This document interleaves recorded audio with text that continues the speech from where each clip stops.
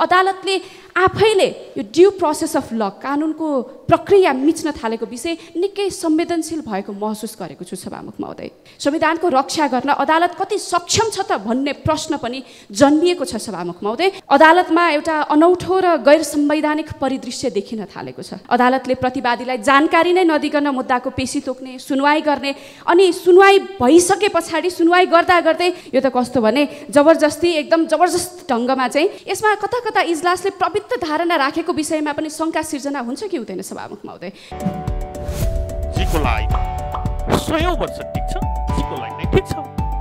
संसद र सरकार एउटा राजनैतिक परिवेशबाट उदाउने संस्थाहरू हुन्। यहाँ जनताका अपेक्षाहरू पुरा नभएका हुन सक्छन्, असन्तुष्टिहरू हुन सक्छन्, तर न्यायालय भनेको त न्याय र आस्थाको धरोहर हो। न्यायालय भनेको नेपाली जनताले सबै ठाउँमा अन्याय भए पनि त्यहाँ चाहिँ न्याय हुन्छ है भनेर जाने ठाउँ हो। तर पछिल्लो समय न्यायपालिकामाथि पनि नेपाली जनताले विश्वासको वातावरण सिर्जना नभएको महसुस गरिरहेका छन् र यो गम्भीर विषय हो सभामुख महोदय। म अदालतमा विचाराधीन यो सबजुडिस मुद्दाको भित्री तथ्यमाथि संसदमा बहस गर्न चाहन्न सभामुख महोदय, तर एकजना सांसदसँगै कानुनको विद्यार्थी र नागरिक भएको हैसियतले पनि अदालतले आफैले यो ड्यू प्रोसेस अफ ल कानुनको प्रक्रिया मिच्न थालेको विषय निकै संवेदनशील भएको महसुस गरेको छु सभामुख महोदय। यो केवल कानुनी त्रुटि होइन, एउटा अदालतले संविधानको मूल आत्मामाथि पुर्याएको चोट हो सभामुख महोदय। संविधानको रक्षा गर्न अदालत कति सक्षम छ त भन्ने प्रश्न पनि जन्मिएको छ सभामुख महोदय। त्यो हामी सबैजनाले महसुस गरि नै रहेका छौँ। नेपालको संविधानले स्पष्ट रूपमा भनेको छ कि नेपालमा विधिको शासन सर्वोच्च हो। विधिको शासन सबैले मान्नुपर्छ, चाहे त्यो संसद होस्, सरकार होस्, नागरिक होस्, न्यायालय होस्, सबैले विधिको शासनलाई मान्नुपर्ने हुन्छ।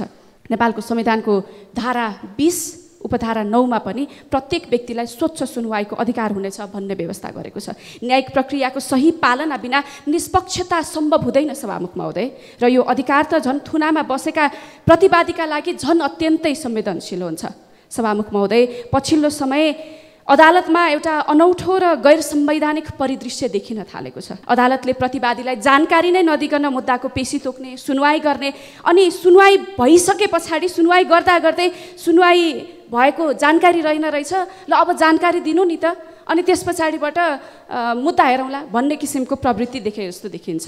यो त कस्तो भने जबरजस्ती एकदम जबरजस्त ढङ्गमा चाहिँ जानकारी दिएर यही इजलासमा मैले हेर्न पाउनु पर्यो, सूचना अब देऊ न त, जानकारी पाएको रहेन रहेछ भन्नेको जस्तो भाव देखिन्छ। यसले त न्यायपालिकालाई कहाँ पुर्याउँछ सभामुख महोदय? यो निकै जटिल संवेदनशील प्रश्न खडा भएको महसुस गरेका छौँ।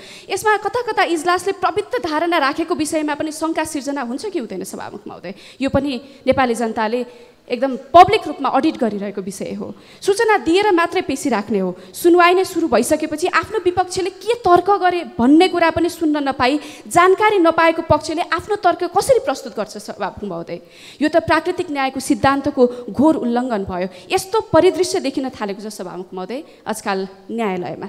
यी क्रियाकलापले त न्यायपालिकाले पनि कार्यपालिका प्रेरित प्रवृत्तिको अनुसरण गर्न थालेको हो कि भन्ने प्रश्नहरू पनि जन्मिन थालेको छ। यसरी एकपक्षीय रूपमा अगाडि बढाइएको न्यायिक प्रक्रियाको सार वस्तुमाथि नै प्रहार हो सभामुख महोदय। सुनवाई निष्पक्ष हुनुपर्छ, निष्पक्ष देखिने प्रयत्न गर्ने, तर निष्पक्ष नहुने अवस्था अदालतले सिर्जना गर्नु हुँदैन सभामुख महोदय। यो भनेको लोकतन्त्रको रक्षक मानिने अदालत क्षयीकरणको बाटोमा जाँदै गरेको सङ्केत हो भन्ने महसुस गरेका छौँ सभामुख महोदय। Justice must not only be done but must manifestly and undoubtedly be seen to be done. Neither should there be actual bias in the judicial proceeding nor even the appearance of bias on the part of the जज or the court. यो भनाइ न्यायालयमा एकदम सार्वजनिक रूपमा हामीले पढिरहेका हुन्छौँ, सुनिरहेका हुन्छौँ। न्यायालयमा कतै कतै यो अपारदर्शी तरिकाले पनि अन्याय भएको महसुस चाहिँ कतै कतै लाग्न महसुस पनि हुनुहुँदैन, अन्याय भएको छ भन्ने किसिमको महसुस पनि हुनुहुँदैन भन्ने भनाइ छ सभामुख महोदय। यहाँ प्रश्न उठिरहेको छ। पूर्व न्यायाधीशहरूको फोरमले अस्ति भर्खर मात्रै राज्यले चाहिँ कानुनी मर्म मिचेको भन्दै सार्वजनिक अभिव्यक्तिहरू दिनुभएको थियो, तर आजकल त अदालतको यो ड्यू प्रोसेस अफ ल मिच्ने कार्यहरू भएको देख्दा, उल्लङ्घनहरू भएको देख्दाखेरि के लाग्छ भने अब त पूर्व न्यायाधीशहरूको फोरमले चाहिँ न्यायपालिकाकै कार्यशैलीमा पनि अब प्रश्न उठाउनु पर्ने बेला भयो कि, अभिव्यक्ति दिनुपर्ने बेला भयो कि, आफू पूर्व भएको कारणले अलिकति टिप्पणी गर्ने बेला भयो कि भन्ने जस्तो पनि महसुस भएको छ। यदि अदालतले कार्यपालिका जस्तै प्रवृत्तिमा न्याय सम्पादन गर्न थाल्यो भने सभामुख महोदय, देशमा विधिको शासन कायम रहँदैन, केवल विधिको आवरण मात्रै बाँकी रहन्छ। र यदि यो परिस्थिति आयो भने जनताको आक्रोश सडकमा पोखिनु इतिहासको स्वाभाविक परिप्रवाह हो सभामुख महोदय।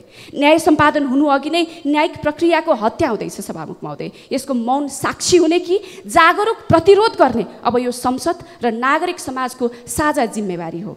यो सबैको चासोको विषय हो। विधि मिचिएको विषयमा निरन्तर खबरदारी गर्ने मूल धर्म र चरित्रबाट प्रेस जगत पनि पछि हट्नु हुँदैन सभामुख महोदय।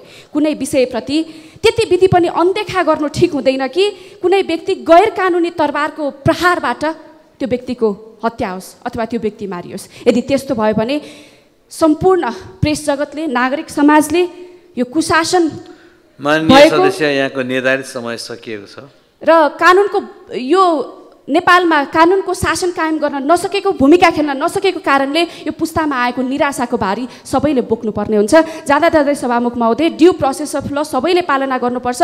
व्यक्तिप्रतिको धारणा अलग अलग होला तर विधि बचाउने जिम्मा साझा हो। नेपालको संविधानको धारा 136ले सम्पूर्ण न्यायपालिकाको प्रशासनको सुधारको जिम्मा प्रधान न्यायाधीशलाई दिएको छ। त्यो कुरा पनि अब सबै सचेत हुनुपर्ने अवस्था आएको छ। न्यायपालिकाको बृहत्तर सुधारको लागि सबैले चासो दिएर यसको सुधारको लागि काम होस् भन्ने अपेक्षा गर्दछु।